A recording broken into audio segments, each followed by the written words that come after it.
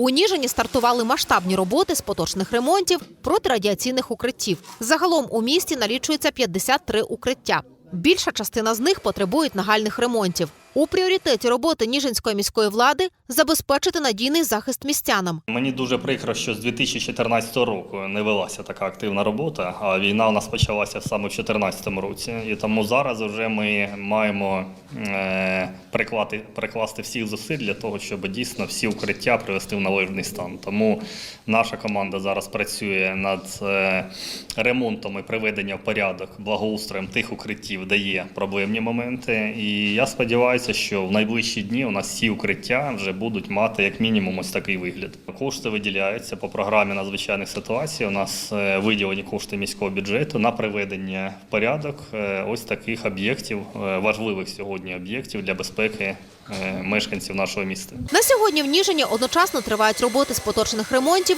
в 11 укриттях. На ці потреби з міської казни було виділено 1 мільйон 200 тисяч гривень. При потребі фінансування планують збільшувати. Проводиться нове освітлення і вентиляція відремонтована, ремонтуються стіни, замінюються двері, де заржавіли. Це все робиться для того, щоб терміново люди могли укритися в разі небезпеки. Більшість ніжинських укриттів узагалі не бачили ремонтів. Найгірша ситуація у тих сховищах, які розташовані у підвальних приміщеннях старих будинків, яким 50 і більше років. Тут потрібно провести колосальний об'єм робіт, кажуть будівельники. До слідчої неділі ми вже закінчимо тут всі роботи.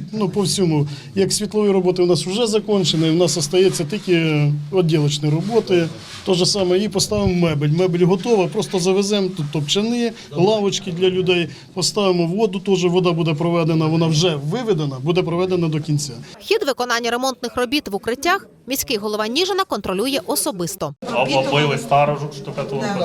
Де обсипається, оббили, де держиться, прогрунтували, там, де залили на чисту. Ну і вентиляцію, прочистили, пробили. Подлили ступеньки, там, де попортився, там з тої сторони видно. Ясно. Будували якісно в ті часи. Що роботи тривають, і ми бачимо достатню кількість працівників, це добре. А побачимо вже загалом остаточні результати. Саме головне для чого це робиться, щоб люди могли з цього будинку, з навколишніх будинків під час тривоги, небезпеки знайти собі прихисток і укриття в безпечні місця. Ми працюємо з тими, де є дефекти і де є, скажімо так, де занедбані приміщення. Більшість укриттів вони мають нормальний стан, особливо там, де знаходяться в закладах освіти. Міський голова Ніжина Олександр Кодола разом зі своєю командою перевірив і ті укриття, які перебувають на балансі міського управління освіти. Їх станом лишився задоволений. Для прикладу, укриття, розташоване у підвальному приміщенні Ніжинської гімназії номер 3, може одночасно вмістити понад 1000 осіб. Воно знаходиться у досить гарному стані. Антисептик, вода є шафи пристосовані для того, щоб зберігалася там вода, є паперові рушники. І ще хочу сказати, що під час тривог наші вчителі надавали допомогу мамам із дітками, які тут були, готували їсти, теж сюди приносили. Але всі умови є. Навіть є кімната пристосована для того, щоб перепілінати дитинку. Всі необхідні умови є для того, щоб навіть цілу ніч мами з дітками тут перебували. У нас є технічка, яка народила, в неї було місяць хлопчику, вона тут жила. Весь той час вона тут жила, просто тут жила. І ще інші мами були. Це укриття вже перевірене. За час активних бойових дій тут вже укривалися люди, знаходили безпечні місця. І саме це укриття в центрі міста, воно розраховано по нормативам на 1200 чоловік. Тому дійсно нормальне повітря, гарне кондиціювання, вентиляція.